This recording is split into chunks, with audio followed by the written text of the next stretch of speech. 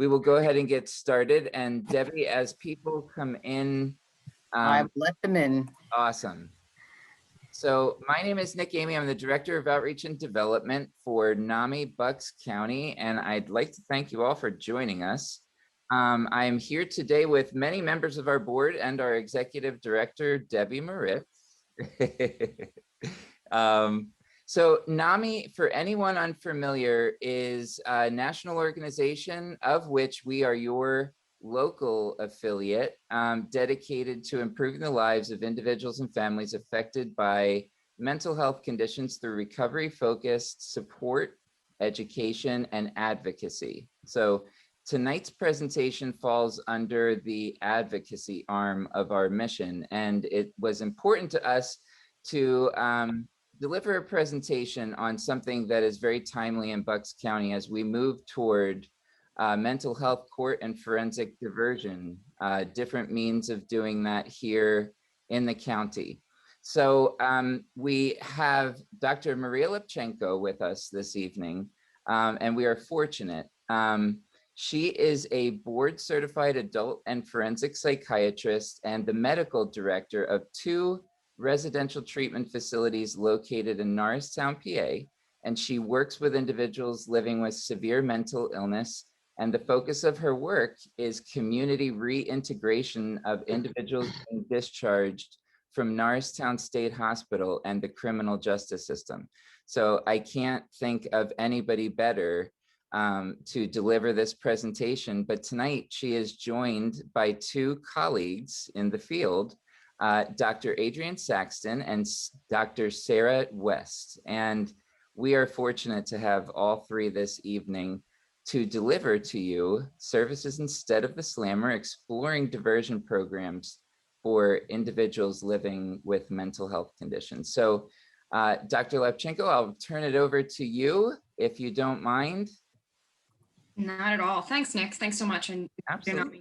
for having us. So it's a pleasure to be here. And I am so thankful that 2 of my mentors for my forensic fellowship, Dr. Saxton and Dr. West, could join me. They have both been instrumental in my forensic training and are excellent forensic psychiatrists, and quite a bit of experience doing evaluations for mental health court.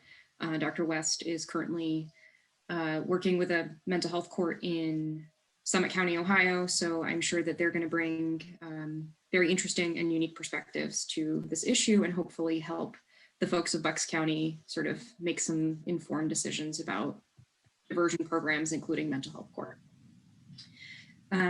So I would like to just state that none of us have any relevant financial disclosures that need to be made. And hopefully by the end of this presentation, the audience members will better understand the unmet needs that diversion programs satisfy.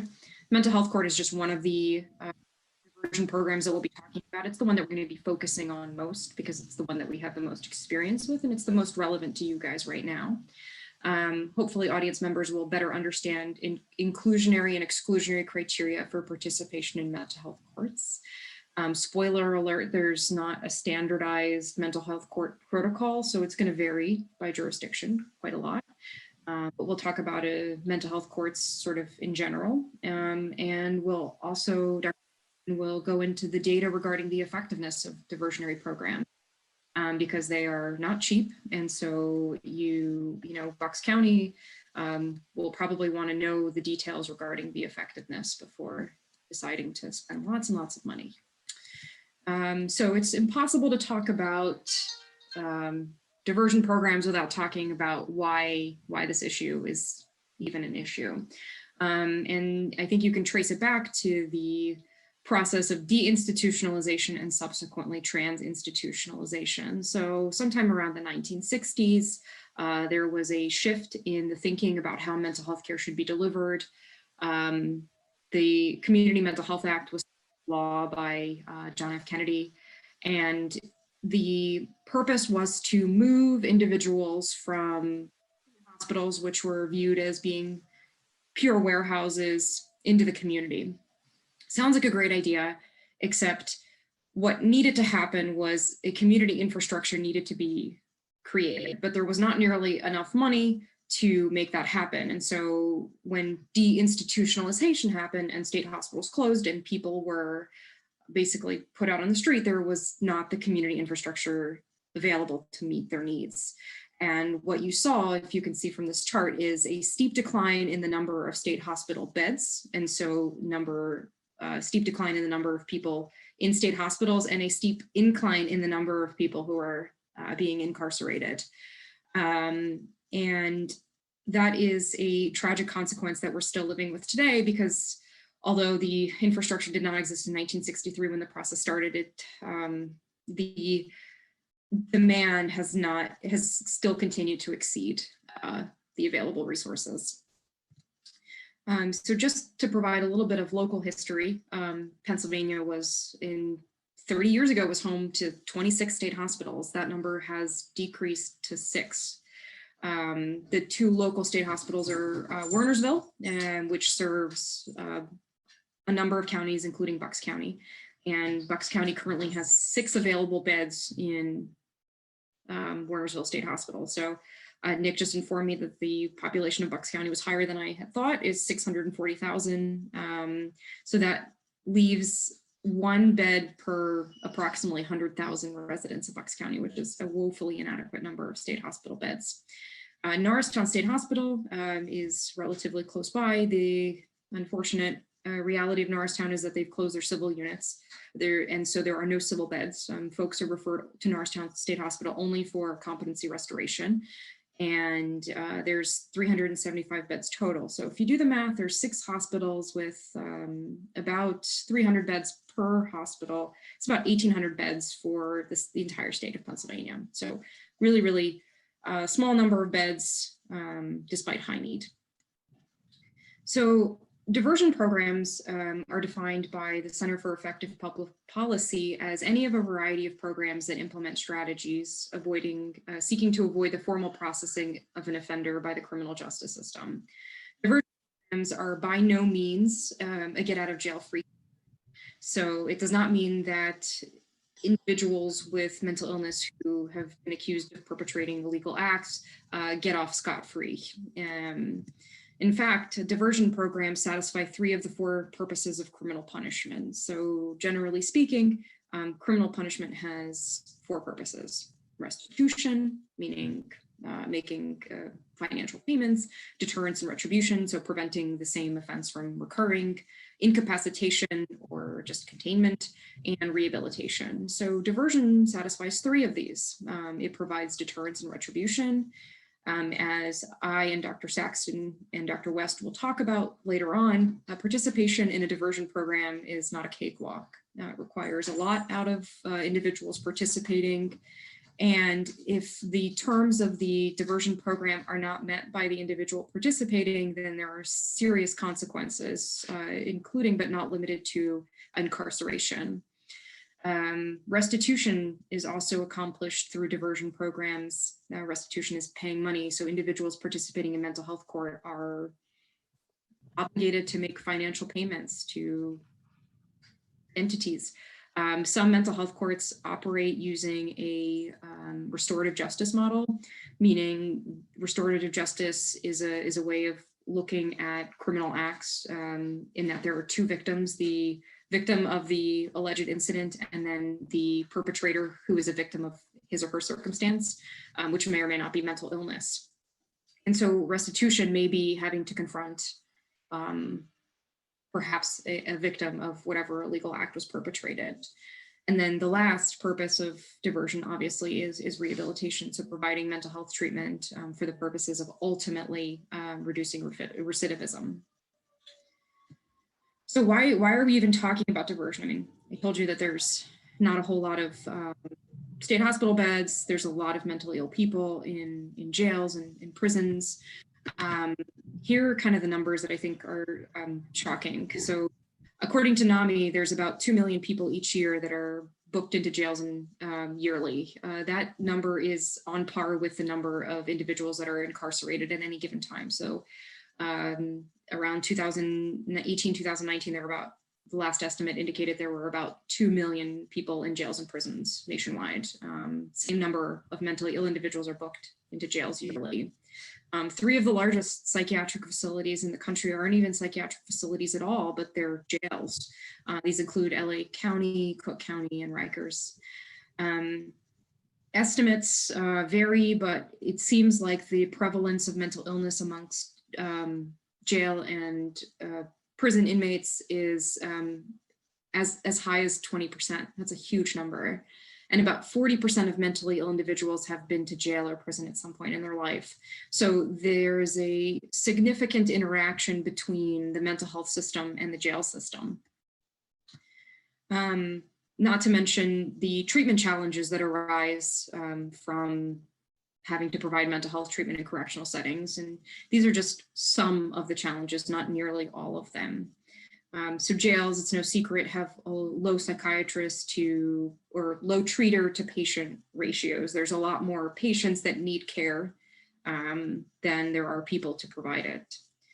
Jails are notorious for having limited formularies. So a lot of medications that are available in community settings are not available in jails, either due to cost, contracts, or the inability to provide appropriate monitoring. So for example, one of the most medications that we have in psychiatry is clozaril. It's a 2nd-generation antipsychotic. It's what we typically use for individuals who have treatment-resistant psychosis. It's a wonderful medication. Generally, it has good effect for people who have failed treatment with 2 other antipsychotics in the past. But the trouble with it is that it requires pretty regular blood monitoring to make sure that the white blood cells don't drop below a certain level. And that monitoring is once weekly blood draws for 6 months, once every 2 weeks for 6 months, and then every 28 days thereafter, as long as the person remains on treatment. The problem with that is that it's very difficult to get phlebotomy into a jail to draw regular blood draws. And so, unfortunately, one of the most medications that we have in psychiatry is not available to our prisoners. Privacy issues are a big one. Talking about mental health issues is very sensitive, and having to do it through when you have a roommate presents a unique challenge that we I shouldn't have to remind you. setting generally don't have to experience. There's a significant stigma attached to mental illness in the general community. I imagine that it's even worse in correctional settings where it could perhaps lead to individuals being victimized or attacked or mistreated in some way. Transient populations, so individuals that are underhoused or homeless prior to their incarceration, then are treated in jail but aren't necessarily connected with the correct outpatient resources upon discharge. So they're oftentimes lost to follow-up, or they don't have adequate follow-up. And so they get this very fragmented treatment where they might receive treatment for just a short while and not once back in the community. I already mentioned that there's a risk of victimization of the severely mentally ill in jail. And then being in jail is just generally a traumatizing experience. So for individuals who have a history of experiencing being in a jail can almost add insult to injury. So they may have a mental illness, but on top of it, maybe in this treatment setting that is not at all treatment-like. So there are a number of goals of diversionary programs. The first is to decriminalize mental illness-related behavior. The caveat is that of crimes committed by individuals living with mental illness, the majority of them are not related to their mental illness. And some estimates say that less than 10% of crimes perpetrated by individuals living with mental illness can be chalked up to their mental illness. Obviously, divert from jails and state hospitals. There's not enough beds to go around. And so, whatever we can do on the front end to avoid someone from having to go to one of these places is best. It's always easier to, deal with the problem before it happens than once it's already happened and have to deal with the consequences. Balance patient rights with public safety. So like I said, diversion programs are not a get out of jail free card, but they do provide an opportunity for individuals to receive treatment in a dignified setting. Conserve criminal justice resources. This is a big one. So when we're talking about potentially funding a mental health court, if there's a way to perhaps prove that it can save money ultimately, that is always really, really good. The idea here is to divert low-level offenders so that much of the resources, time, money, etc., can be spent fighting more serious crimes. And as we'll talk about later on, generally diversion programs, people who have low-level offenses are generally the only ones eligible for diversion programs. Obviously, reduce recidivism risk and decrease the number of jail days is a goal of diversionary programs. It gives individuals in the community a unique ability to be monitored when they're receiving treatment, with the hopes of increasing their treatment compliance, and obviously increase access to resources. So anybody working in mental health in any place knows that the resources are slim. And so if this is a way to perhaps maybe connect individuals with resources, then it's something that's worth doing. So generally speaking, individuals with mental illness, substance use disorders, intellectual disability, and neurocognitive disorders, those are just some examples of neurocognitive disorder, are eligible. The caveat is that eligibility varies from mental health court to mental health court, even within the same state, even with the same geographic location. Some mental health courts allow both Axis 1 or what we call like major mental illness diagnoses. These are schizophrenia, bipolar disorder, schizoaffective disorder, major depression, anxiety, OCD, PTSD, all these diagnoses. Some courts allow Axis 2 diagnoses, specifically personality disorders. Others do not. So there's a really good model that was proposed by Dr. Mark Munitz. He's a psychiatrist from Ohio, and he proposed the sequential intercept model, which is just one of the ways of conceptualizing diversion. For the purpose of this talk, we're going to focus on intercepts 0, 1, 2, and 3. Anything relating to reentry and community corrections are sort of outside of the scope of the presentation.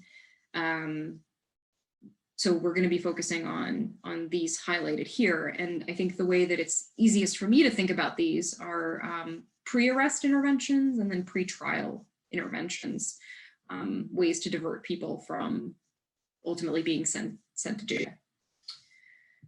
So we're going to go through each of these in detail. So when talking about pre-arrest diversion, there's a couple of options. So community services are what Dr. Munitz describes as intercept 0. These include mobile crisis teams and 24-hour crisis facilities with like a no refusal policy. In Bucks County, the mobile crisis team is provided by the Lenape Valley Foundation, I believe. And sometimes they work in tandem with law enforcement, as I'll talk about in a moment, and sometimes they may be contacted by law enforcement agencies, but they kind of work in parallel with them rather than collaboratively. So intercept 1 then is law enforcement. And generally speaking, police are often the first people to get in contact with a mentally ill individual who is accused of having committed some crime. So it makes sense that intervention will work if additional training is provided to the police. So there is something called crisis intervention training that is a 40-hour training provided for police officers that teaches a number of skills, one of which is verbal de-escalation. And it basically allows police officers, who are the oftentimes first points of contact for mentally ill individuals who are just getting involved with the criminal justice system, to divert them away.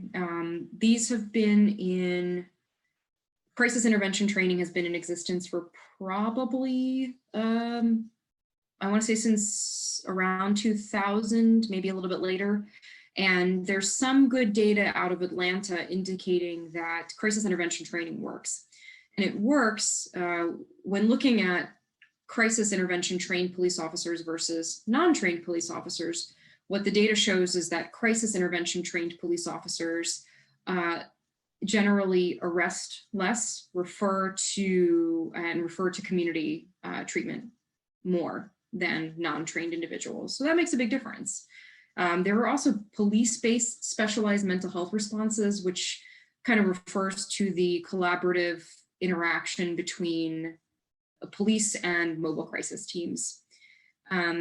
The caveat to these is that they're not often used because generally when police are arriving on the scene, it's an emergency and it takes a while for mobile crisis and police to get together. And so these are not often used, but it is, these are available in some places. Also, there are some police departments that have access to kind of like an on-call clinician that they can consult with if interacting with an individual with a mental illness who may be experiencing symptoms, who they just don't know exactly what to do.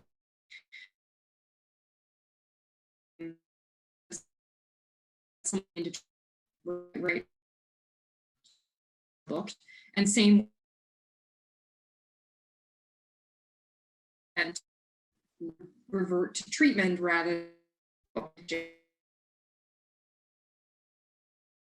intercept 0.01 are not utilized. There's intercept 2, which is early screening and intervention that occurs in jails and during.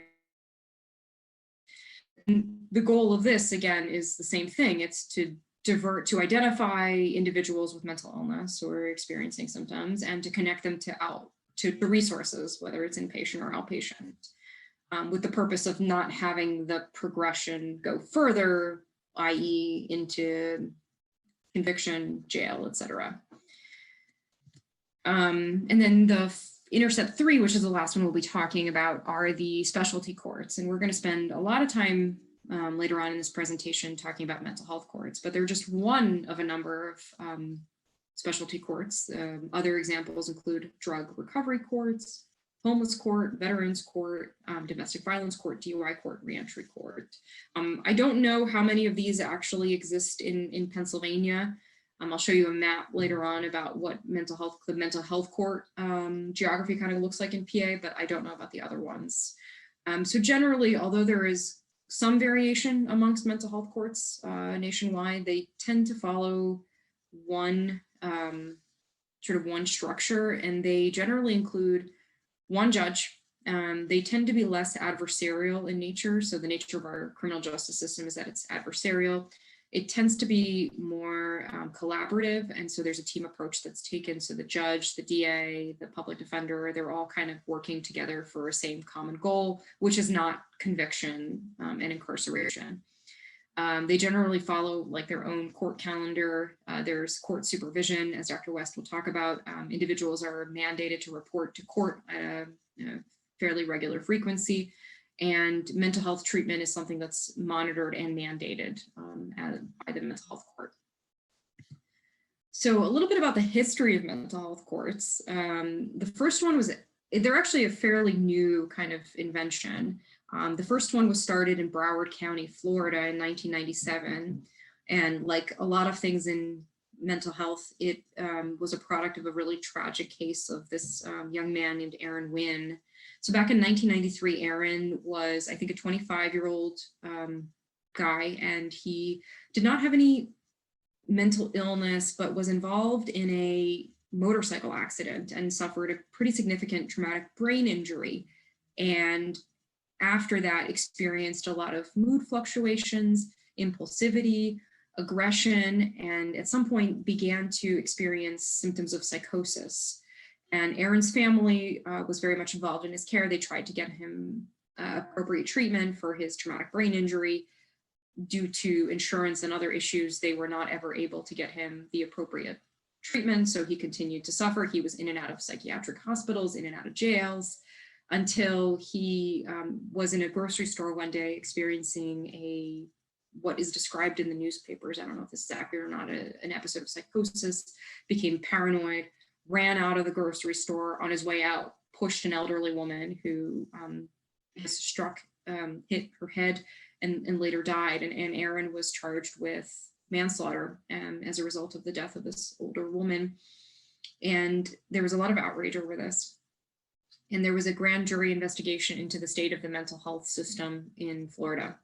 And not surprisingly, what the grand jury found was that it's woefully inadequate. And the mental health court was formed in response to this grand jury investigation that took place.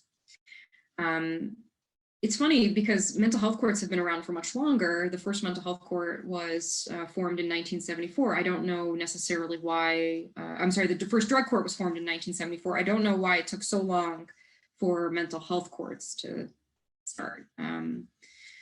But there's about 10 times more drug courts in the country than there are mental health courts. So shortly after the founding of the Broward County Misdemeanor Mental Health Court, President Bill Clinton signed into law this omnibus spending bill called America's Law Enforcement and Mental Health Project, which basically allotted $4 million for the founding of 200 additional mental health courts. Now, it sounds good. It's well-intentioned, but the problem is $4 million for 200 courts isn't and wasn't a lot of money, especially considering the cost of establishing Broward County's misdemeanor mental health court, which is about $1.5 million. So $4 million for 200, 1.5 for one doesn't make a whole lot of math sense. Nevertheless, Broward County continued to sort of be at the forefront, and about 6 years after the founding of their misdemeanor court, founded a felony mental health court, which is pretty rare. And both of them continue to be run today. The misdemeanor mental health court is run by the Judge Ginger Lerner Wren. Presently, there are about 350 to 370 mental health courts and approximately 10 times as many drug courts. So this is a map of what the mental health court situation looks like in Pennsylvania. As you can see, the counties that are highlighted in blue are those that have mental health courts. The counties in white do not. As you can see, Bucks is unfortunately one of the counties that does not yet have a mental health court. And according to SAMHSA, participation numbers are quite variable for those counties that list their number of participants. They range anywhere from 5 to about 100. The largest local court is Montgomery County, and I'll talk about their model shortly. So, like I said, mental health courts are not standardized nationwide in terms of eligibility criteria or in terms of like mandated treatment. So I used sort of Montgomery County's mental health court as an example because it happens to be the closest mental health court. So Montgomery County, in order to be eligible for their mental health court, you have to be over 18, so it's for adults. You need to have a serious mental illness, and personality disorders may or may not qualify. It's not clear that contributed to criminal behavior. Now, the nexus between the mental illness and the criminal behavior is not really that important. So the criminal behavior does not need to have stemmed from the mental illness. You just need the diagnosis plus plus being accused of some sort of criminal act. In order to qualify, your offense needs to be nonviolent, but does include probation or parole violations. And you cannot have a history of prior felony offenses. Exclusionary criteria for participation include violent sexual offenses, violent felony crimes, including a firearm, charges of murder, manslaughter, felony drug charges, and other out-of-county unresolved charges. So for example, if you have a minor misdemeanor charge in Bucks County, but you've got some open charges in Montgomery County, you cannot participate in, if Bucks County were to found a mental health court, you couldn't participate in it. You need to resolve your Montgomery County charges first. Participation is voluntary in mental health courts, so people don't have to participate if they don't want to. Competency issues, so competency to stand trial, must be resolved prior to participation. So individuals who are incompetent to stand trial but restorable are not eligible. People who are incompetent to stand trial and unrestorable are not eligible for participation. And I think that is related to the fact that participation is voluntary. So participation is overseen by special probation officers. So probation officers that have additional training beyond their usual training in interacting with individuals with mental illness. And criminal charges must be resolved. So in Montgomery County, individuals must enter a guilty plea generally they plead to, lower charges than what they've been charged with. Sentencing is generally deferred in some cases, and I don't know if this is worth mentioning or not, but in some cases, an individual must plead guilty. They must go before a judge, and the judge will immediately sentence them and then immediately suspend that sentence. And if they don't complete the mental health court program, then they will be sentenced for the time, or they will be reincarcerated for the time they were originally sentenced for. And if individuals complete mental health court in Montgomery County successfully, then the charges are reduced or dismissed. So considerations that I think are important to mention, if an individual who agrees to participate in mental health court chooses not to, they will be redirected back to the general court system. So they'll have to do things the usual way. If they don't comply with the terms or violate the terms, they may be rearrested and incarcerated. And that's obviously something that is avoided at all costs, since the ultimate purpose of mental health court is diversion. Individuals participating may be subject to random drug testing, and they are also subject to restrictions on the type of medications they can and cannot take.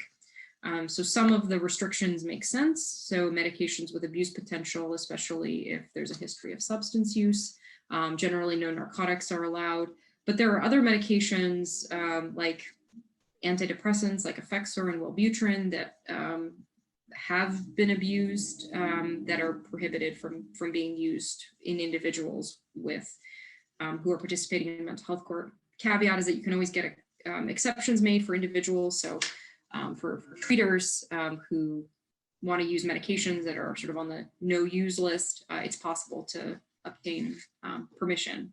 But generally speaking, a lot of medications are kind of on the no-use list.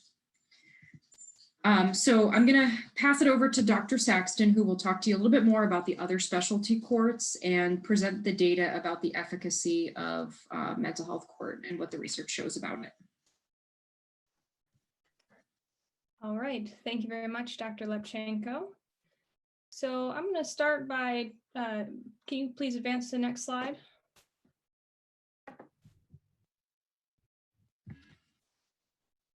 There we go. All right, first I'm going to touch briefly on drug courts. These are becoming increasingly popular across the United States, and as Dr. Lepchenko mentioned, there's now about 10 times as many drug courts as mental health courts, over 3,000 across the United States. There are some data that have been shown that these court programs can lead to less recidivism, meaning fewer rearrests, less drug use while in the program, less likely to test positive. The goal here is, of course, to get individuals who are criminally justice involved and also have a substance use disorder treatment instead of punishment, particularly for crimes that are related to their substance use disorder. It's been shown that this does take more upfront costs to get treatment going, but some advocates argue that because of less recidivism over time, that drug courts ultimately could save up to $6,000 per offender. Next slide.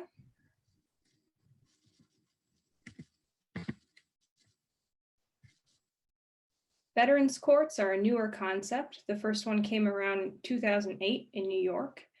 And the goal of veterans courts is to try to get veterans who have various mental health symptoms, could be from trauma due to their service, substance use issues, other problems like that, more support and services instead of punishment.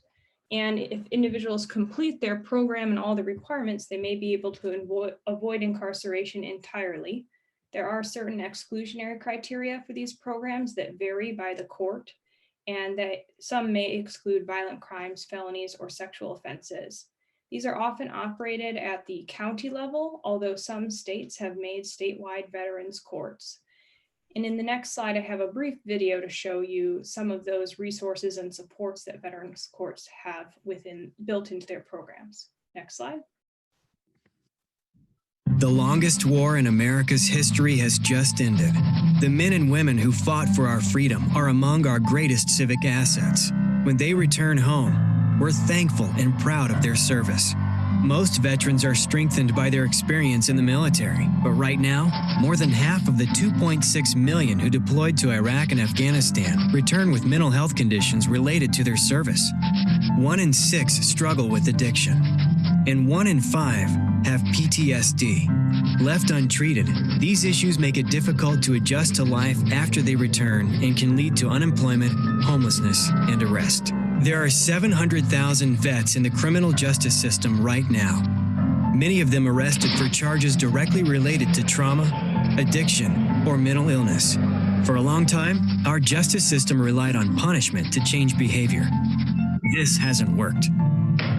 New veterans treatment courts provide an alternative to incarceration. These veterans-only courtrooms offer treatment, accountability, and structure, while connecting them to benefits they have earned. If there is no veterans treatment court available, they may end up in jail, separated from family, without treatment, and stuck in a cycle from which they may never recover. But in veterans treatment courts, they are surrounded by other veterans. They receive veteran-specific treatment, meet regularly with a veteran mentor, and they have the opportunity to get their life back on track.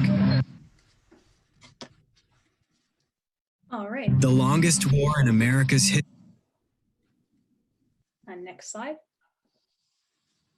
All right, and then the next two topics I'm going to just touch on briefly before we shift into evidence on the effectiveness of diversion are not diversion programs per se, but they are ways that individuals living with mental illness may avoid incarceration after becoming involved in the criminal justice system. And the first such way is through competency restoration. This occurs prior to someone entering a plea bargain or going to trial on their case.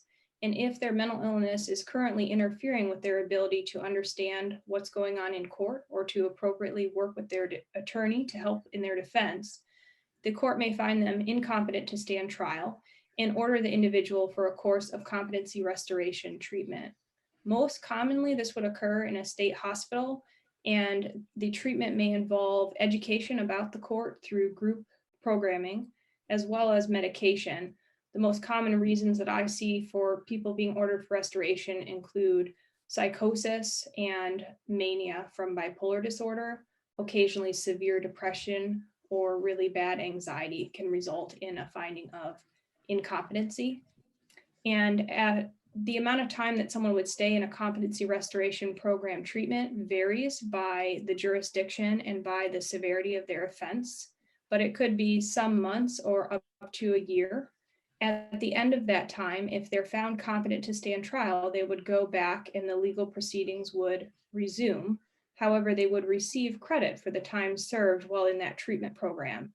And for a number of offenses, that time served may have already been enough such that they don't do any further jail time. If they're not found competent at the end of it, so that maybe they have treatment-resistant illness or something that just doesn't respond to the education and programming, they could be found incompetent and unrestorable. And then most often the charges are dropped, so the individual would not have those charges hanging over their head anymore. Next slide. Finally, a rarely used way that individuals living with mental illness may avoid incarceration is through the not guilty by reason of insanity defense. This is thought to be raised in less than 1% of criminal cases, and after it's raised, only a small portion of those are successful. However, if an individual is found to meet the legal definition for insanity in their jurisdiction, then this is a complete defense, meaning the charges are dropped, they're acquitted of those charges, and they cannot be punished for those charges. This can be a realistic means of defense for even the most serious charges, such as murder. However, once found not guilty by reason of insanity, most commonly, although the defendant can be punished, they are sent for an extended course of treatment, and often that would be in a state hospital. Occasionally, the treatment can occur in an outpatient setting, but most commonly it would involve an extended hospital stay, and then after they may be stepped down to closely monitored outpatient care. Next slide. These are just a couple cases that were in the news, well-known cases where there was a finding of not guilty by reason of insanity. On the left, we have John Hinckley, who attempted to assassinate Reagan back in 1981. He was found not guilty by reason of insanity. He did this related to an obsession with actress Jodie Foster, and he was trying to impress her. He stayed in the state hospital system for many years until being released in 2016 on conditional release. On the right, we have Andrea Yates, who unfortunately drowned her 5 children in 2001 in the midst of a psychotic depression. And in her second trial, she was found not guilty by reason of insanity and was ultimately committed to a state hospital in Texas, where she still remains. Next slide. So I'm going to shift gears now and talk about what is known from the literature about the effectiveness of diversion programs. And when we think about effectiveness, there's 2 main questions that the majority of the studies are looking at. The first question is whether or not these programs lead to reduced recidivism. In other words, can the program cause a beneficial effect in terms of reduced arrest for future crimes? And the second question that they look at is, do these programs lead to reduced time spent incarcerated for individuals living with mental illness? This is me getting ready, doing a literature search so that I can present this data to you today. Next slide. And the first review I'm going to talk about is something that was published in 2011. And it looked at 43 different smaller studies on diversion programs and then put that data together for us in an easy to read format. Next slide.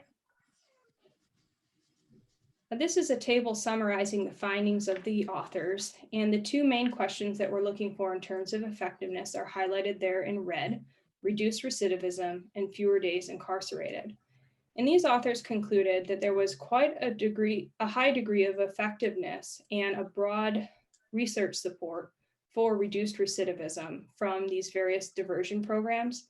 They broke them down into different areas of intervention at the jail, at the court level, and then different types of programs, mental health or court-based. But the main message is here that they found quite a high degree of effectiveness for reduced recidivism and a moderate degree of effectiveness for reduced days incarcerated. So when we first, at least at first glance, looking at this table, that sounds really good if they looked at 43 studies and this was what they concluded. Next slide. But as with any literature that we review, we have to kind of take a closer look and make sure that the conclusions that are drawn by the authors make sense. So next slide. So if we dig a little deeper into this table, go ahead and go to the next slide. What we find is that the studies that were included in this literature search and review had no limitation on the study design. And this is in contrast to another review that I'm going to show you that had pretty strict limitations about what types of studies could be included. In this review, one of the things that they allowed in was a study called a pre-post design. And a pre-post study looks at the same group of individuals in, say, for example, the year before they entered the diversion program. And then it looks at that group of individuals after the diversion intervention and tries to draw conclusions from that. And even though on the face of it, that sounds like that would be a reasonable study design, in the literature, they say that these pre-post designs give weak causal evidence for the effectiveness of an intervention. They're not thought to be very strong evidence. So this study did allow those in. Next slide.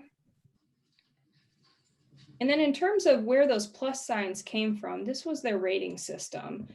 They gave something 0 plus signs if there was no study that had been shown to look at the specific outcome or if it had not been found effective. And then they gave increasing number of plus signs based on the number of studies that supported the intervention or the diversion program. Here you can see that 3 plus signs, all it required was that there were 4 or more studies that provided supporting evidence. So the issue I have with this is that if 43 studies were included in this review, you could have 4 studies that supported it and 39 that didn't or were neutral, and they would still get 3 plus signs. So that makes us a little skeptical of those results. And then if you dig a little deeper and you go into this actual review, it turns out that these small studies in the review, there were quite a bit of mixed findings in terms of effectiveness of diversion programs. Next slide. All right, so now we're getting short on time, so I'm going to go through these slides kind of quickly, but this was a review from 2009. Next slide. This one was much more strict in terms of what studies were allowed in and what were not, and it compiled data from about 20 studies. Next slide. It used a different way to rate the evidence in the studies, and this was based on a hierarchy system from Oxford Center for Evidence-Based Medicine. And number one is like the gold standard, the strongest studies, data that comes from randomized controlled trials, all the way down to number 5, which is just expert opinion without real support. This rigorous review only allowed studies that had evidence level 3 or above, and then they drew some conclusions based on that. Next slide. They looked at some pooled comparisons or meta-analysis, which is fancy statistical work on many studies, and they found that there was no reduction in recidivism rates based on some of these meta-analyses. Next slide. And then in terms of intervention at various times, we'll just go through these quickly. They did find some evidence for reduced time spent in custody, but here at the pre-booking level, no change in recidivism. Next. At the level of jail intervention, they found no evidence on reduced overall arrest rates or recidivism, but they did see a slight benefit in reduced rearrest for low-level misdemeanors. Next. Okay, and I'm just going to skip to the mental health court slide, Dr. Lepchenko. Another slide or two, there you go. So the mental health courts, there were a lot of studies that were included, and you can see from the arrows that in terms of recidivism data, the results were all over the place. We have up, down, neutral, and so really no consistent findings. Next slide. So at this point, you might be feeling a little bit lost. Why are these studies telling us all different things about the effectiveness of diversion programs? Luckily, next slide, the author did boil it down for us. And after looking at all this data and the strength of the studies, he found that there was really not strong evidence that diversion programs in general reduce recidivism, but there is some decent evidence that they reduce the time that individuals with mental illness spend in custody. And then next slide. There's a lot of reasons about why this data might be so mixed. Some of them are statistical reasons. So some of these smaller studies may have a failure to randomly assign groups or adjust for important covariates, failure to use intention to treat analysis, which can basically make the intervention look better than it actually is, and also small sample sizes.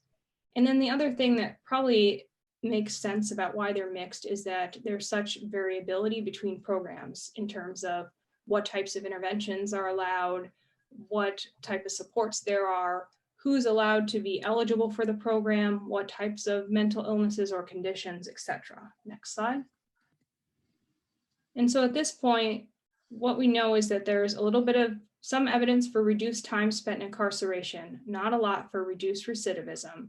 But I don't want that to make people lose hope, because I think that still there are some questions that remain to be answered. We need more randomized controlled trials to give us robust information.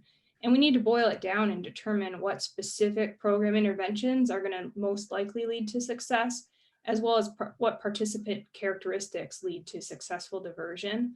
I think one of the greatest challenges comes from something Dr. Lepchenko said earlier, where if only 10% or so of crimes are related to mental illness and 90% of crimes are related to other things, if we're doing an intervention that's pretty focused there on the mental illness, it's really hard to show that that's going to make a big difference in recidivism overall. But for certain populations, it may make a very big difference. And I'm going to turn it over now to Dr. West. All right. Thank you, Dr. Saxton. And what a nice segue. Speaking of hope, we have my very personal anecdotal experience with a diversion program. So to backtrack just a little bit, Dr. Lapchenko mentioned that we have both, all three of us actually have worked doing mental health court evaluations. So we were all trained in Cuyahoga County in Ohio. There is a mental health court that exists. Cuyahoga County is the home of Cleveland. It is a big county as far as our 80-some counties go, and they do have a number of individuals with mental illness in the criminal justice system, of course. So just to preface what I'm going to tell you about my personal involvement with Hope Court, I thought I'd backtrack a little and talk about what Cuyahoga County does as a point of contrast. So Cuyahoga County's mental health court does have 5 judges. Those 5 judges do receive bonus credit, so to speak, for taking mental health court cases. That's to say that their cases are 2 for every other judge's 1 on their docket. So they do get some benefit in having a lower burden of cases if they take mental health cases. They do receive special training, as do all the other individuals involved in mental health court. I was tasked with the job of teaching a lecture called What is Mental Illness? And you would think, wow, what an easy job for a psychiatrist. It was incredibly difficult to boil down mental illness into 2 hours of lecture time, but I did my best. So they do have some education, and that's not only the judges, but also the attorneys who work in the mental health court. The evaluations are ordered by those judges. They do go to the court psychiatric clinic, which is housed in the court tower downtown in downtown Cleveland. That is where we worked, the 3 of us. And there are 2 criteria, so they really do boil it down and make it simple. Psychotic disorders and intellectual disabilities are the only 2 ways that people qualify for the mental health court in Cleveland. And I think that in my estimation, now I wasn't as intimately involved, I just did the evaluations, it seems like a little bit more of a hands-off program, which is why I wanted to mention that before I dug into our Hope Court as a means of contrast, because in no way is Hope Court a hands-off program. Another caveat that I want to mention, I had spoken to my boss this morning and explained that I would be talking to you lovely people this evening. And we were talking about just how well-resourced Summit County is. So Summit County is the county to the south of Cuyahoga County. Akron is the main city in Summit County. And for whatever reason, mental health resources pour into Summit County like nobody's business. We are very, very fortunate. Not only do we have the agency I worked for, which is Community Support Services. We do treat the more severely mentally ill in the county. We have about 3 or 4 other community mental health agencies that help out with Hope Court. We have the majority of the patients who participate in Hope Court, but these other agencies also have a handful. So that goes to say that it doesn't just take the founding of a mental health court. You have to have those resources to back it up. And again, we were very fortunate to have this. All right, so to talk a little bit more specifically about Hope Court, HOPE is an acronym. It stands for Healing, Opportunity, Progress, and Empowerment. That lovely lady you see there is Allison Bro. She is a judge, a common pleas court judge in Summit County. She has I would assume, a little bit of an interest in medicine. Her husband is a urologist, so she is married to a physician, and she got a defendant who, as Dr. Lapchenko mentioned, met that kind of criteria where he wasn't eligible. He was severely mentally ill and he wasn't eligible for an NGRI, but she just didn't feel right about him. It didn't sit well with her that he would be serving time in prison for the crimes he committed. So she got moving and founded this court. It has been in existence now for almost 3 years. I believe it'll be 3 years in September of 21, founded in September of 2018. It is a felony mental health court. Now that is unusual. Misdemeanors are a lot easier to look past, or to feel like maybe if people aren't serving time in jail or prison, that that's not a big deal. But felonies can be big. So and you could serve a lot of time for a felony if you're convicted and go to prison. So it's an undertaking. This program has about 30 current participants. I'll show you some pie charts later as to how that breaks down. And the average length of stay within the program is about 2 years. Now, that is very individualized, just like we do in mental health treatment. There is an individualized plan for every participant in mental health and Hope Court here. So, and that's based on the needs of the individual, whether that be substance use treatment or and meeting their intellectual level too. So Judge Bro is, she's like how would I describe her? She's like a classroom mom. She wants everybody to have prizes. She loves to hand out incentives. There's a gift cart in her courtroom that people get to choose things from. She has pizza parties for all the participants. She loves trivia games. She'll give out candy for correct answers. She really is. She's like your PTA mom, and she really wants folks to do well. She also, a bit like a teacher, requires essays. So, and those essays, again, are tailored to the level of the individual who's participating, but she will, to pass from one segment to another, oftentimes she will require an essay. If there is a misstep and she feels like a letter of apology is in order for whatever reason, she will require that to be written too. So she's an interesting lady and really gets involved. That's to say, if a participant can't get to court when they are supposed to be there, and she believes their reason for not being able to do so is legitimate, she will arrange a ride for them to get there. She knows these people very well, and she is very involved in their lives. That original guy that motivated her to found Hope Court has become almost like her poster child. And in these parties that I was talking about, he attends almost every one of them. Even though he's not technically part of Hope Court, he was the precipitant for it. He is very involved as well and is doing very well and continues to work very closely with Judge Bro. All right, next slide. What do we need to know about Hope Court? We have that participation is voluntary. So if you don't want to be in Hope Court, you don't have to be. It is not required, which is nice, because that's to say that people are buying into the idea that they have a little insight into the fact they have an illness that needs treated, and they're willing to accept that help.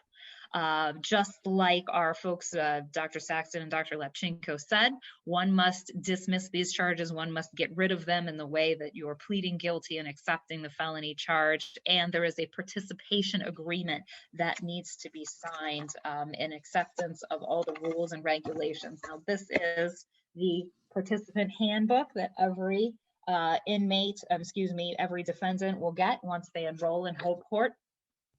And it's very detailed and very clear as to what the expectations are.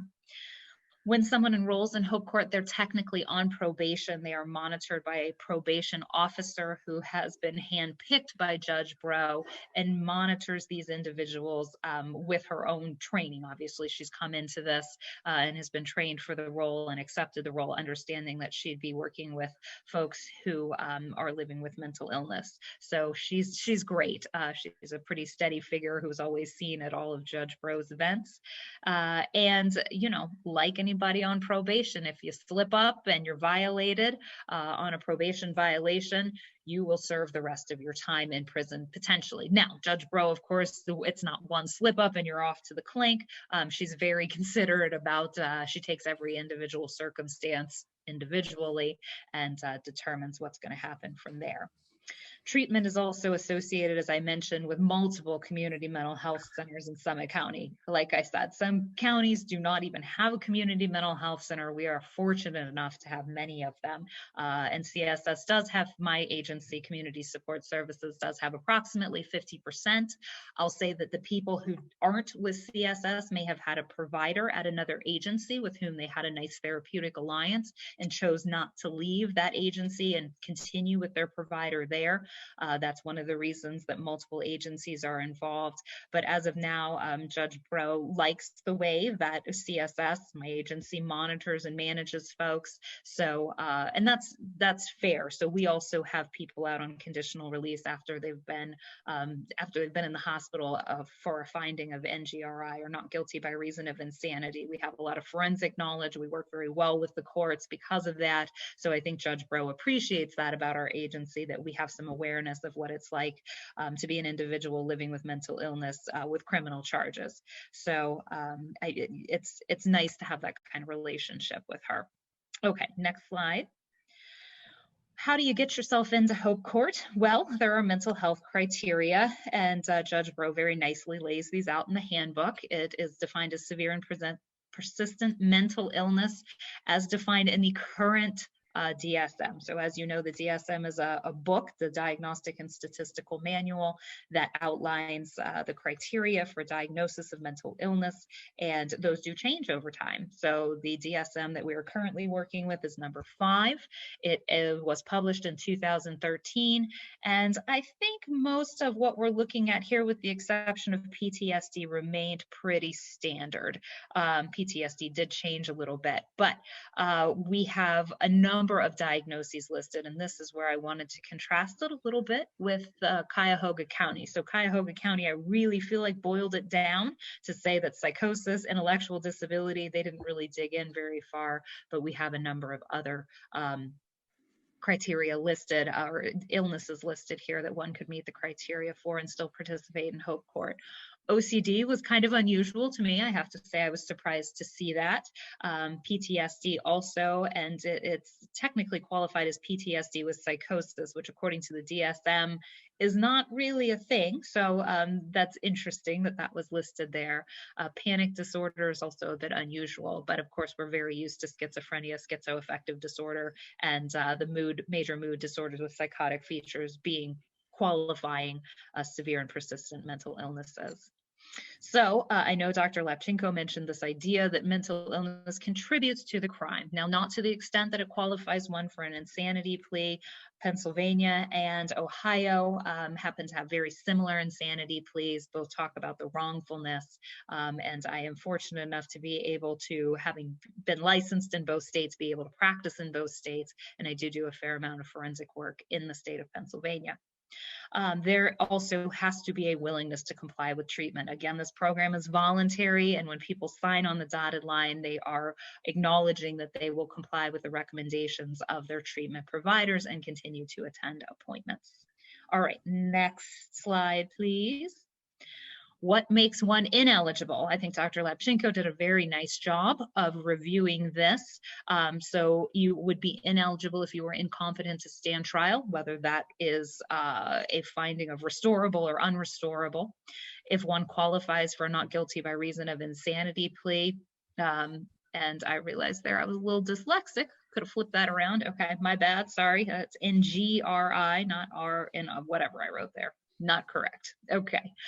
If one is charged with a felony 1 or felony 2, so those are higher level felonies, obviously. So that's to say that the court accepts felony 3s or below. Now, I'll say that Judge Bro is a little bit of a softie.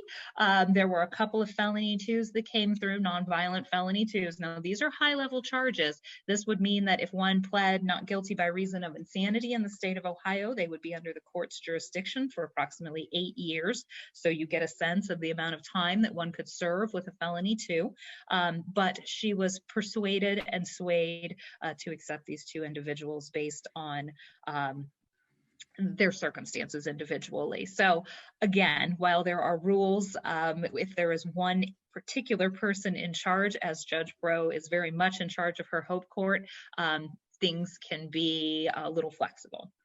So things that also aren't accepted: serious and repetitive violence, sex offenses, whether that's the current charge or a historical charge. So if you've had any kind of sex offense, you're out, you can't qualify. Or if the crime involved a child victim, that's to say, whether it was sexual or not, if there was a child victim involved, either with the current charge or historically, somebody would be ineligible for Hope Court. And then offenses not driven by mental illness is kind of an interesting idea. So if one has had historically offenses where they have very logical reasons for having the offense, receiving stolen property, grand theft auto, those are kind of motivated sometimes by just bad behavior as opposed to having a relationship to mental illness, that would disqualify them even if it's not the current charge. So that's what keeps you from getting into Hope Court. All right, next slide. So Judge Bro, again, in her wonderful handout that she put together, has defined these phases of participation. There are 4 phases, and the first phase, again, this program is supposed to last about 2 years. So if you think you spend an average of 6 months per phase, that sounds about right. Orientation needs are assessed. So a little more flexibility, a little more leeway given as people are getting used to participating in the program. You do have to come in to see the judge for her Hope Court week.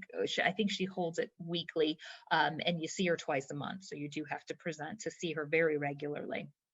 The second phase is considered treatment, and that's really when they want folks in Hope Court to align with their treatment providers, form a therapeutic relationship with them, and be able to comply regularly with treatment. Sobriety is also key, and those that, of course, is monitored, as in most phases of the court system, through urine toxicologies, random urine toxicologies. And random is truly random in that you may be tested one day and you think you're off the hook. So, but they could come right back the next day and test you again. So the third phase, and as I said, graduation, well, I won't say graduation, movement from one phase to the next is often completed with the authoring of an essay, or for those folks who may not be able to put an essay together, they will dictate the essay to the PO, who translates it into something a little more essay-like, or dictate their thoughts and feelings down, and this PO will jot them down for the judge. Step 3, or phase 3, is community reintegration, and this is the idea that we want to get folks embedded in the community. We want them to be housed in a stable fashion and have a source of income, whether that be disability or employment. So just to see that they are doing the things they need to do to maintain themselves without the court's intervention in the community. They are cut down to seeing the judge once a month. So that's a benefit. It means you're doing well if you only have to come into court once. And then when you graduate to the maintenance, or excuse me, move on to the maintenance phase, the goal is, and this must be written, to develop a plan for future success. So capitalize on the things you've learned over the last 18 months and make a plan so that the judge knows that you're going to be a productive citizen in the future going forward. So as you can see, this is a very intensive process. Like Dr. Lepchenko said, this is not somebody getting let off the hook or, just being thrown out to the wolves. They are monitored closely. They have a case manager at the agency. I see them, and then they have a lot of resources available. So the agency, like I said, is very well resourced. We have the case managers, of course, and then we also have vocational rehab should they choose to utilize those services. So we're very fortunate in that regard. And, if Judge Bro's court existed elsewhere, I'm not sure she would have all those resources at her disposal. So after this process of rising up through the phases, and that takes approximately 2 years, and we'll go to the next slide. Then graduation. So I'm sorry I used that term prematurely, and I've told you about Judge Bro. This is by every means a celebration. You get a commemorative plaque. There's a party for you. It's a big deal. So the way to graduate is that you've completed the community service that's been ordered. You have 365 days of sobriety as indicated by negative urine toxicologies. There has been consistent engagement and with treatment and treatment compliance. And then you complete the application for graduation, which, as I've mentioned, she loves her essays. She'll get an essay out of you. So graduation's a big deal, and it's pretty exciting. Oh, go ahead. I'm sorry. And then here are some statistics that I mentioned. Like I said, 2.5 years in existence now. We see that the majority are participating now. We do have some graduates who have completed the program. I believe that's 5. And then we have some folks who have been terminated. Termination, I know of a handful of folks who go AWOL from the program, meaning that they don't show up to their court-ordered court appearances as laid out in the handbook. That you cannot be terminated until you've been made to answer. So there's a warrant issued, and then you have to be detained and violated, and then you will be separated from the Hope Court program and face the charges, including the PV. So that's a pretty big deal. Reasons that people are not accepted into the program clinically, as I mentioned, we have kind of a more broad range of diagnoses, but sometimes it just doesn't match up. They may have legal issues, such as we reviewed. Those would be in the lack of eligibility criteria. Maybe the crimes were too severe, involved children or sex offenses, failure to complete the screening process. So Judge Bro orders a particular agency to do these evaluations, and if somebody no-shows to their evaluation, that would be a reason for them to be denied. And then we have a breakdown. We have more men than women, not terribly surprising. I will say in the criminal justice system, men tend to be more commonly found than women. And we have a pretty equal distribution of Caucasian folks versus people of color is what POC stands for. So it's a small program, but it works. And I think part of that, a huge part of that, is going to be Judge Bro's incredible enthusiasm for the program. This is definitely her baby, and we are all happy to participate. We are very fortunate to have her and the resources to support her in our county. So I think that is all the information I have, other than I wanted to add a small caveat about my experience with CIT officers that Dr. Lepchenko mentioned. I have the opportunity as a ACT team psychiatrist, the assertive community treatment model, which is an incredibly intensive case management model, who kind of thinks outside the box. I love it. I'm very fortunate to go out to see people in their natural habitat, so to speak. So I often go to patients' homes if they're not able to come in to see me, if they are not feeling well, and oftentimes the police will have to get involved. I love our CIT officers. They are brilliant. They do such a wonderful job. They are calm, they are kind, and it really touches my heart every time I see them interact with somebody. And I'll say that my folks generally respond to them incredibly well. And I've seen so many crises averted just through this training and this ability of the officers to be able to interact with our folks in a humanistic way. It's really beautiful. So I just wanted to throw that quick pitch in for CIT. And with that, I will wrap it up. Thanks, guys.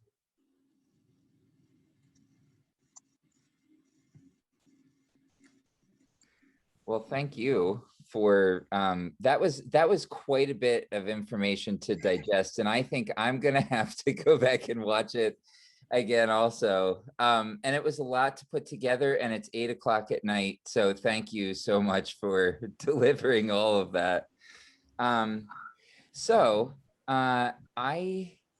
I wish I could just pin you three without me being included in this. I hope I'm not, but so there were lots of questions that came in to me privately and publicly. So if you don't mind hanging on for just some of them.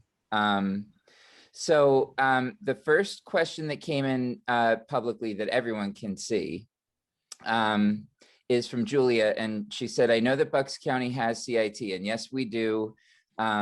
NAMI was instrumental in bringing that to Bucks County, and it's something that we're very proud of, that the county is very proud of. Lenape Valley Foundation does a great job with training our police officers, and it is effective.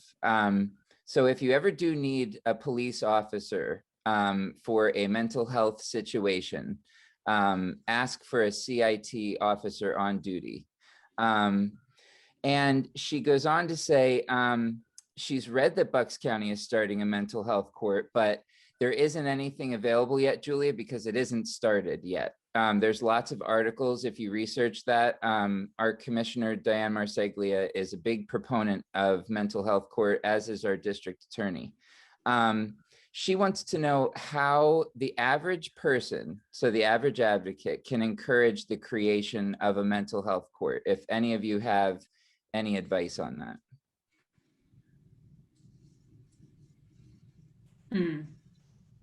So my initial thought is that it'll be really important to get yourself in a position to network and liaison with people of the court. and provide them with, more education. And the funding, though, I think is the challenge. And that's not something that I have a lot of experience with, obtaining funding for how to get a program like this up and running. But it always seems like networking is really key to get some momentum building for that. I don't know if Dr. Lepchenko or Dr. West have thoughts. Yeah, I totally agree with that. If you can reach out to the court, they can make things happen. So I don't, like Dr. Saxton said, I don't know exactly how funding works, but Judge Bro found a way to make it happen. So I don't know what trees she shook, but I think if you can get in with the court and really impress upon somebody with a personal story, I had mentioned in the comments, this book by Pete Early, which I'm sure you're all familiar with, Crazy. He advocates, and just getting out there and shaking the trees and talking to the legal folks and impressing them with a very personal, touching story is a great in. Mm-hmm.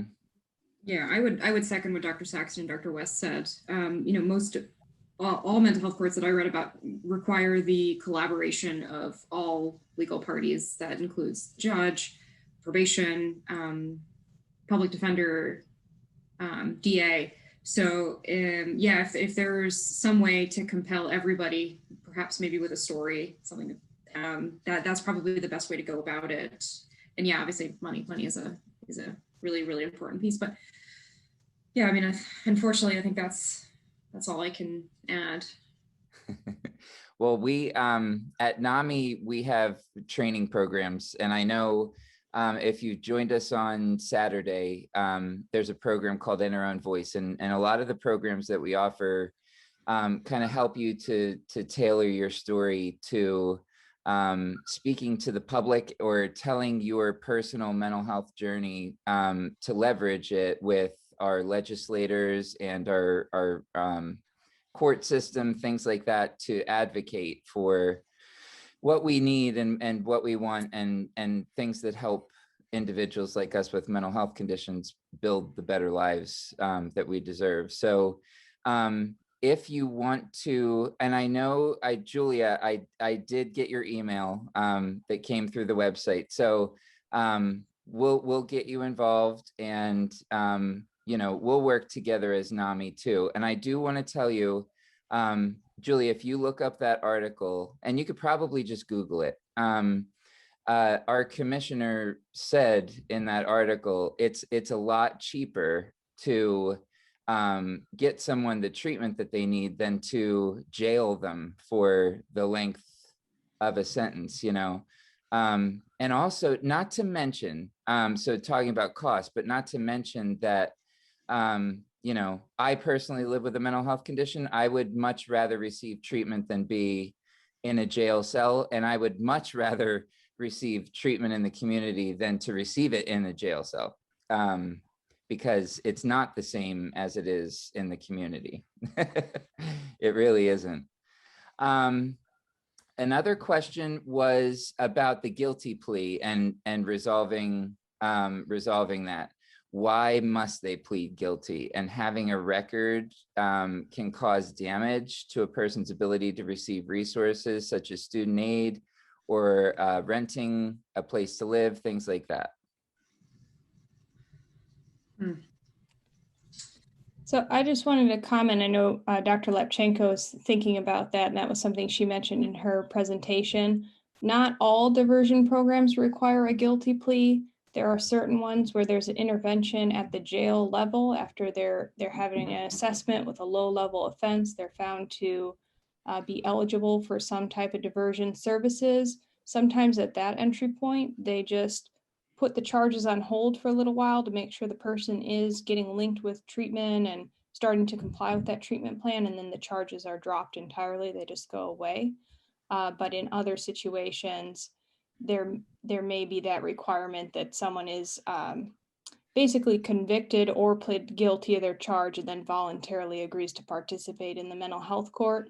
And part of that might be to make sure that there is some accountability and some way to order them to comply, because if the charges just completely go away, they may not end up completing or participating in the program fully. Go ahead, Dr. Lepchan. Yeah, no, actually, you said what I was going to. So I was thinking, yeah, it's sort of, it's almost kind of like a carrot. So in order to encourage participation in the program, individuals may have to plead guilty, because if they plead guilty and they don't complete the terms of their mental health court, then they can be sentenced to jail. Whereas if the charges are dismissed completely, then there is no way that the mental health court can hold them accountable for not completing the program. And I think with the Hope Court in particular, it's a felony charge. The stakes are higher. I think people are more comfortable dismissing misdemeanors than felonies for the reason that there are serious incidents involved. On the flip side, we are very used to at CSS working with folks who have felonies on their record, have a number of employers and housing opportunities who are, interested in either employing or housing folks with felony charges. So it's not so much of a barrier because we're used to working with it.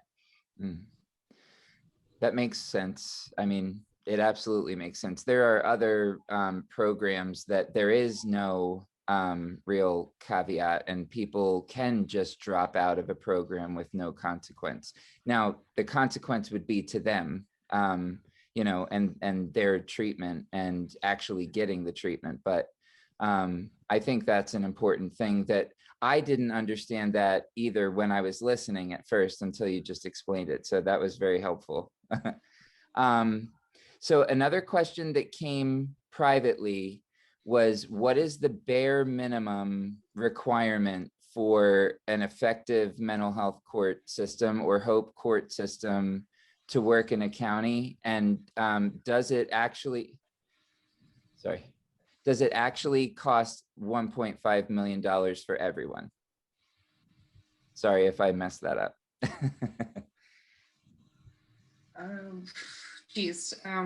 In terms of bare minimum requirements, I think probably, agreement from the court team and collaboration amongst members of the court team, and then outpatient resources, because, the court team can have all the best intentions, but the community infrastructure needs to be there, meaning community mental health clinics, housing, all those things like other social supports, vocational rehab, et cetera, they need to be in place. So I would say, like, at a bare minimum, those things would need to be in place in order for a mental health court to succeed in a community.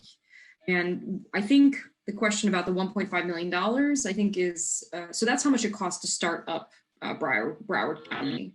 I don't know exactly why it costs that much, and I don't know if starting another mental health clinic would cost the same amount. Presumably there are significant resources that need to be put in, training people, mental health courts are like standalone, meaning they have their own schedule, they have their own dedicated judge. So all those people would need to be sort of reallocated from whatever jobs they're doing, or need to be hired in order to sort of man this mental health court. So yeah, I would say that those are probably the bare minimum requirements. And I don't necessarily know if there's any data about how much an average mental health court costs to set up. It probably would depend on how many people we have. Like when we talked before the presentation, we would plan to have involved in it too. Right. So the next question from Aaron is, any potential complications surrounding medical marijuana cards, which actually, Aaron, was the initial idea for the presentation that we were gonna do tonight. So are there any problems that surround medical marijuana cards and psychiatric treatment? The court and probation may say a practitioner is permitted to utilize the medical marijuana, but the treating physician or treatment team may not agree. Significant issues between the court, probation, and the clinical team / prescriber. That is a wonderful question. And I have to say that it's dealt with on a case-by-case basis. So for Ohio, medical marijuana exists and rec is still illegal. So I think, again, Judge Bro looks at each individual case and makes a decision, but it certainly has come up, and it just makes everybody uncomfortable is kind of the vibe that I get from it. But me personally, I do not do, it's not prescription, it's recommendations. I do not do evaluations for recommendations. And oftentimes I find that it's usually quashed by the financial requirements. So not only do people have to pay out of pocket to get the evaluation done, but medical marijuana itself is expensive. It is not, it's much more expensive than street marijuana. So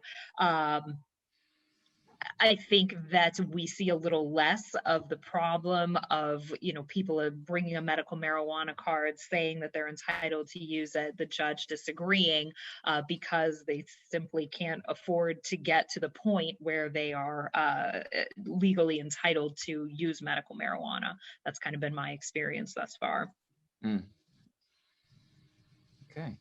So the Pennsylvania Supreme Court actually relatively recently ruled that individuals who are on probation and individuals who are participating in mental health court are technically on probation. Individuals can use medical marijuana if they have a medical marijuana card.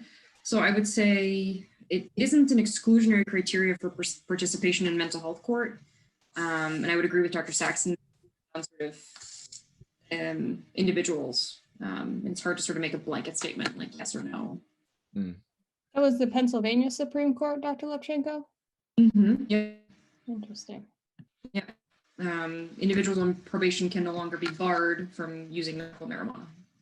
And that was looking it up June of 2020. Relatively recent decision. Wow. All right. So next question that we had was about the success rates of the mental health court in Montgomery County, since it's our neighbor, and the consequences of failure. And I think Sarah meant, are they severe, or are the consequences severe of failure? Well, good question about success rates. So it is not readily available. I tried to find them on the internet because I thought it would be interesting to sort of see what neighboring counties, how successful they were doing their mental health court. It's not available. I don't know if it could be maybe accessible through letter request to the mental health court, but unfortunately I cannot comment on the success rate. And the consequences, which consequences are you referring to specifically? Let me see, Sarah, if you're still there, Sarah Webster. Can you hear me? Yes. Yes. Oh, good. So oftentimes I know, like in Chester County, it's a state sentence you're usually looking at. There isn't a lot of negotiation once someone has been kicked out of the mental health court. They're told in the beginning, all right, if you fail, you're looking at 1 to 2 upstate. And then your ability to negotiate is waived. So I don't know the exact answer to that question. Yeah. I can find that out. Well, I should know that, but I just know that's the way they do it in Chester County, and often in drug courts when there's finally an expulsion from the program, they're told in the beginning, if you fail and you're expelled, they give the sentence at the very beginning, and that's imposed. So I don't work. I work for a residential treatment facility, so I have individuals who are in mental health court while being with me, or they're with me until they move into the community, at which point they start to participate in mental health court. So individuals who don't comply with the terms of my program are sometimes returned to the jail from which they came rather than from the state prison. So I think jail is definitely a consequence of not participating. I don't know about state time with Montgomery County. Yeah. Isn't relapsing a big problem with mental health patients? Yes. Yeah. Yes. Yeah. So to punish someone for what is like inherent to the disease. Yeah. I mean, it's a big challenge. Yeah. what do you call it in the mental health world? It's relapsing in drug court, but what is it for the mentally ill? When people experience like a resurgence of symptoms. Okay, resurgence of symptoms. Okay. I don't know, exacerbation. Yeah. I mean, I don't know. I think it. Yeah. There's Acute episode. Yeah, exactly. Acute episode. That's what it is. Yeah. Thank you. Thank you, Sarah. And Sarah is on our board of directors also. So we're, if we could just have a few more Sarah Websters in Bucks County, that'd be great. So I'm gonna go through these questions first, and then I have some that people submitted beforehand too. We don't have any type of mental health court yet in Bucks County, and we definitely don't have a Hope Court. So do you think, Dr. West, that we would need to start somewhere first before we move to something as substantial as the Hope Court? The Hope Court is a big undertaking, and I appreciate that. And again, I think it's utilization of resources that are already in place and accessible to those living with mental illness. So I don't want to sugarcoat it and say that, you know, you can wave your wand and make a Hope Court happen in just any place. But I think what I'm kind of taking away from this is, if you find a motivated judge or somebody with some authority in the legal system who is motivated to do something good for those living with mental illness, then I think there is hope. I think that that person can move things and make things happen, but the services have to be present. I'll say that Judge Bro found herself a probation officer, and that is her right-hand person. She does everything that Judge Bro does with the Hope Court. So I think that's another piece that is very helpful, kind of building a little mini army of people who are like-minded and want to accomplish the same goals has been very helpful in our area. Awesome. Okay. Another question. Is there a place for assisted outpatient treatment in the forensic treatment sphere where advocates, providers, courts, consumers, and prescribers can agree on its use? Mhm.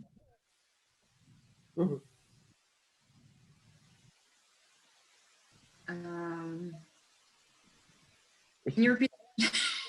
That was long. That's all right. Is there a place for assisted outpatient treatment in the forensic sphere? Yeah. Where advocates, providers, courts, consumers, prescribers, everybody can agree on its use. So the application of assisted outpatient treatment in forensic treatment. Sure. Yeah. I mean, I think there is a place for it. It just has to be done right. So it can't be AOT in name only. There has to be some force behind it. Mm-hmm. I mean, yeah, there's absolutely a place for it, and there are states that utilize it with far more frequency than Pennsylvania does, and far more effectively. Mm-hmm. So, yeah, I mean, yes, but there has to be a lot of work done in order to make it actually effective. Mm-hmm. And I think also important to understand about AOT is that the way the law is written in Pennsylvania, it's different from state to state as well. And in Pennsylvania, with AOT, there's no funding involved with it. So just like the mental health court, you know, we would need to bolster our services in the county and figure out how we would fund a program like that too, you know. And the way that the law is written as of now, it's going to be a struggle if we were to implement something like that to keep people involved in the program. So I think like Dr. Lepchenko said, there's a place for something like that. I think we have legislatively a little bit of work to do on the way that the law is written as well first, before we can think about implementing that. It would be nice. It would be a safety net if it were well written. Okay. Let me see. All right. So let me get to the other questions that I had here. As I kind of shared a few of these pre-submitted questions with Dr. Lepchenko, but one of the questions was, it's wonderful to have this in place in some places, but is there a way, or how do we go about making it a national solution?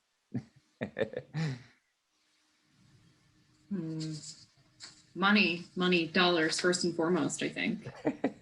People interested in doing this, and probably some more robust data about the effectiveness. So right now, like Dr. Saxton said, the data is mixed. It would be much easier to implement if there was better data and the data showed that mental health courts did work and reduce things like recidivism, days spent in jail, et cetera, other sort of cost-saving measures. So it's always, I think, easier to compel legislators to spend money when they know that they're going to be saving money in the long run.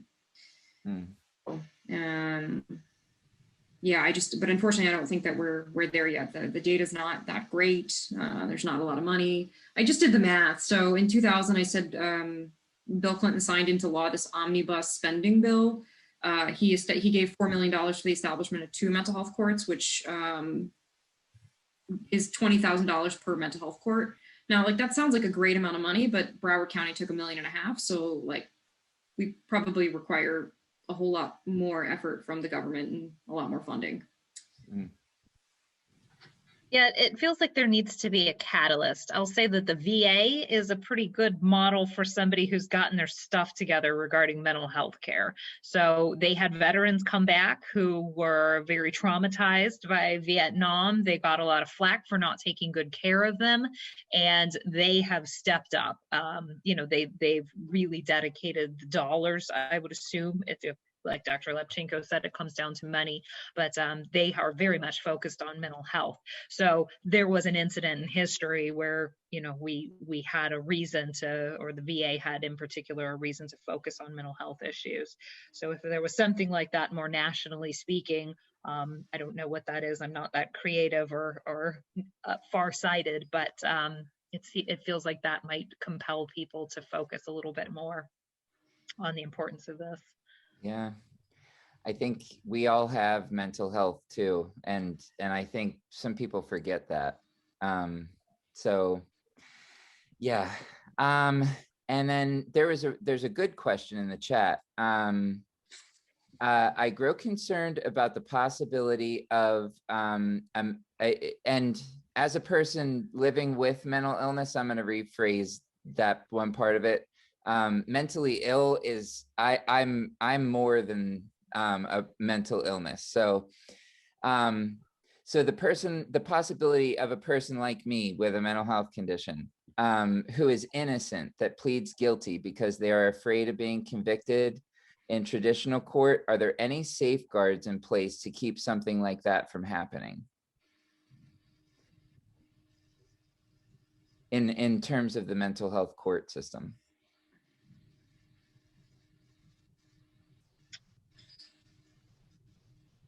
That is a good question. And I worry about the same thing for anybody who takes a plea bargain. Sometimes I feel like people take plea bargains, which is what this is, right? So it's a guilty plea in exchange for something that should be favorable to the defendant. So I do worry about that, just the way our criminal justice system is set up. It really does entice people to avoid going to court. And the reasons for that are that it bogs down the system if every case that was brought was gone, went through a full trial. So I think not only does that apply here in the case of Hope Court or mental health court, it applies much more broadly that, some people are railroaded into a plea because that's the way the system is driven. So I don't know. Maria, did you have anything to add to that? No, I mean, I think it's a very difficult question. If I may weigh in here, don't you have to have an attorney to represent you before the mental health court. So that's your safeguard there. The attorney is not going to let someone who denies the incident or the charges, plead guilty. So that's the safeguard.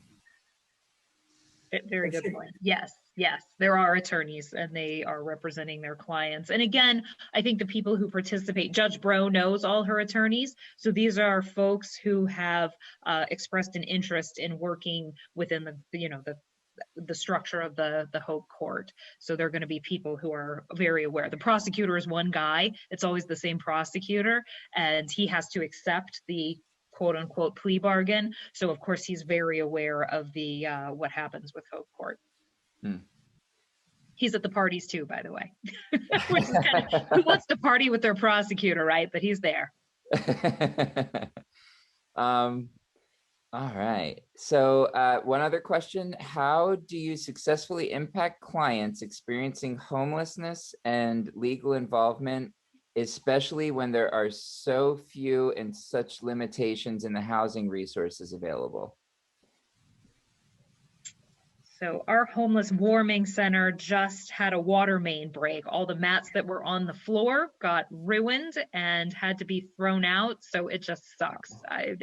It's challenging everywhere. We are, again, a well-resourced county, but even we have our challenges such as that. Yeah.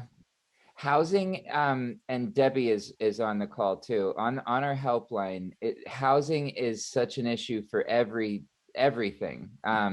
Every aspect of having a mental health condition, being the loved one of a mental health condition.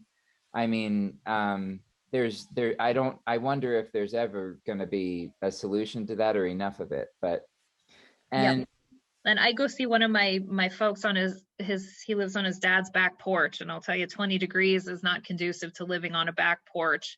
And it was a challenge, but we just got him into respite. So that's to say that dedication, us going by there all the time, engaging with him, it takes a village.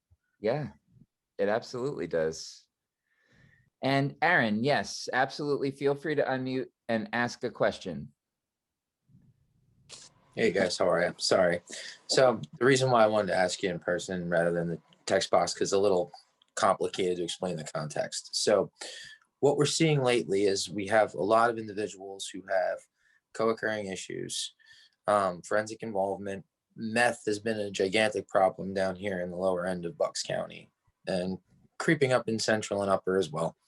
But what we're also seeing is that we have some individuals who have like criminal addictive thinking behavior rather than perhaps diagnosable mental illness, who have come up with the magic formula for forensic issues. So if they end up getting arrested for any kind of crime, they may indicate a suicidal ideation, suicide attempt, or gesture. Then they also attach it to a traumatic event, and they may also indicate or try to malinger auditory hallucinations, visual hallucinations, so that they're doing something twofold.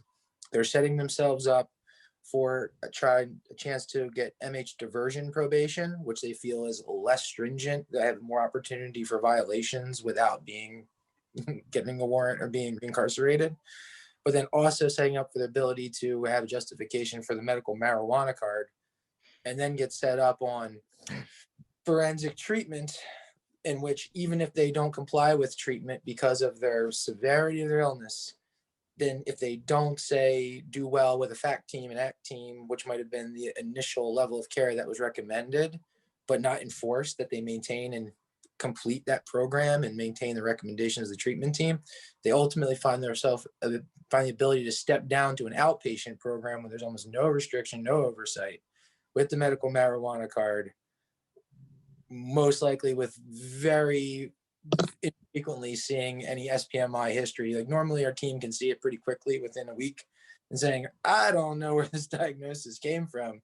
Yeah. But it's very hard to walk it back for the pretrial. It's hard to walk it back after they've already gotten their probation. So I guess the question is that what have you guys done to on your guys' end to find and assess for individuals that might be malingering, where they're ending up and finding a way to maybe utilize the resources that were designed for people who actually are having SPMI or having these issues that could benefit from this program versus people are taking advantage of it? And that's why I'm asking, because that was way too much to type. That's a great question though. And, you know, our first safeguard is the initial evaluation. It is done with an evaluator who is used to working with forensic clients and hopefully has their BS detector on, so for lack of a better term. And I will say that sometimes you get the wild card, and I do have an individual right now who's not on any medications and yet somehow still is associated with Hope Court. So it does happen and people do get through, but recognizing that pattern, which I think you very nicely described, is helpful. And this is why the evaluators probably need to get together and be, you know, one of the cogs that communicates with all the other cogs in this giant machinery. Maria? Yeah, no, Aaron, I think, yeah, the key is probably getting like astute evaluators to do your evaluations who don't take individuals at face value, who review records, who consult with outpatient treaters, who can, you know, gather history about the individual. So I know when I worked in the Cuyahoga Court Clinic, there was a lot of malingering. At some point, there was like a contagion of malingering. And like everybody I was seeing was malingering. It was really impressive. And they were all malingering with the same story because it had been spreading around the jail. So That's what we're a lot.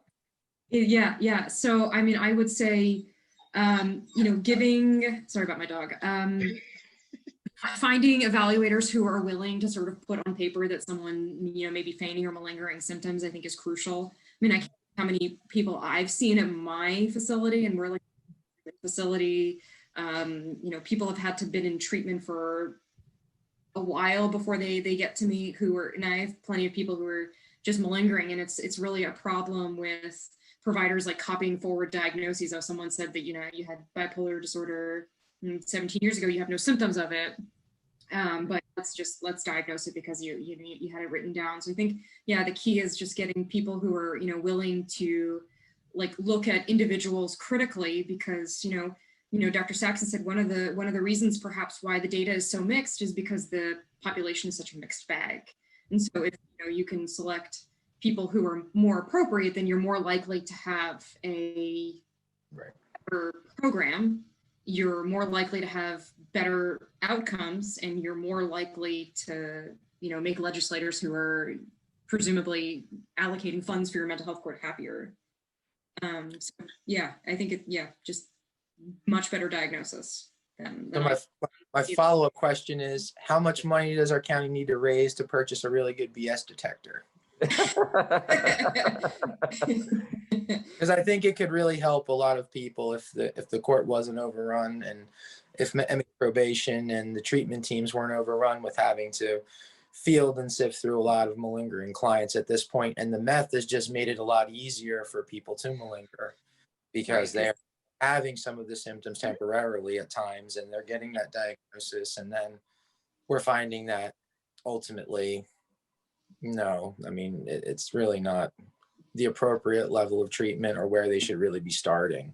And when you have lots on forensic treatment teams, if you really do want to take people who have SPMI who really could benefit the treatment rather than people with criminal addictive thinking behavior who are just taking advantage and having Rumspringa on our team. Dr. West, do you have any suggestions? Well, I just want to echo what Dr. Lepchenko said about it being far more challenging to diagnose malingering than to go along with somebody's story, because you really have to have your stuff together. You have to put together a cogent argument. It's basically calling someone out on being a liar. So it's a tough call to make, and you do have to be well informed to do it.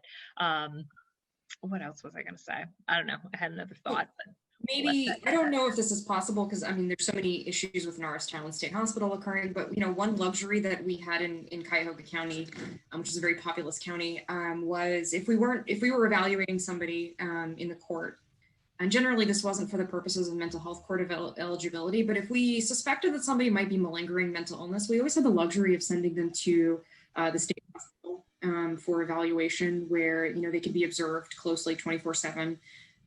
Generally, malingerers can be pretty good, but they can't keep up with it all the time. So the luxury of having them watched basically for 20 days was that we could really sort of pin down whether or not they had mental illness, and then we could do other cool things like listen to their jail calls and stuff.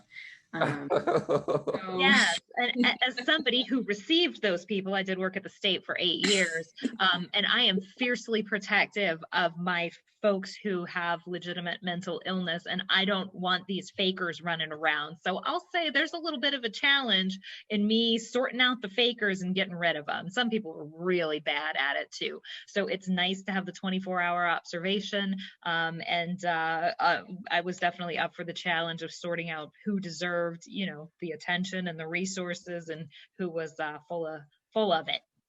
And the people who, like you said, I think, Erin, that was a great point. If you've experienced some variety of psychosis, even if it's substance use, you're going to be in a better position to malinger in a little more legitimate fashion than some folks who are just winging it. So I think that was a great point you made about the math. I think my favorite resources on my teams are actually my CRSs and my CPSs, because they're really great at spotting the malingerers, even better than the clinicians. Yep. I mean, I love my CPS and CRSs. They'll come to me and say, this person is totally full of it, because they can have a natural conversation with the person. And they're really good at helping spot some of them. We already have the suspicion, but a lot of times they're the ones that can end up coming and confirming and saying, I met with them and I have what they claim that they have. And I know I've got plenty of friends that I've met in the hospital, and they don't have it. I mean, they're very good at detecting it. Unfortunately, they're not capable of doing those formal evaluations, because I think they're the best at pointing them all out. Absolutely. Just put in a plug for forensic psychiatrists. I mean, malingering detection is like bread and butter of forensic psychiatry. That's what we do. If you want people who are trained to do it, get forensic psychiatrists. General psychiatrists, I mean, are totally capable of doing it, but they don't have that sort of extra layer of training that forensic psychiatrists do. I agree. Yeah. Well, thank you. Yeah, thank you, Erin. That's, you know, an important part of tonight was figuring out, you know, how we can best use our resources. And if we don't waste them, that's, you know, that's an important part of it. And thank you for the plug for CPSs and CRSs. It takes one to know one. And it's, you know, I wouldn't wish mental illness on anybody, to be honest with you. But it's something that when we're advocating, we don't necessarily always think about. So that was an important point to bring up. So I appreciate that. And reach out, Erin, after this to be more part of the advocacy part of this too. Love to have you. No problem. All right.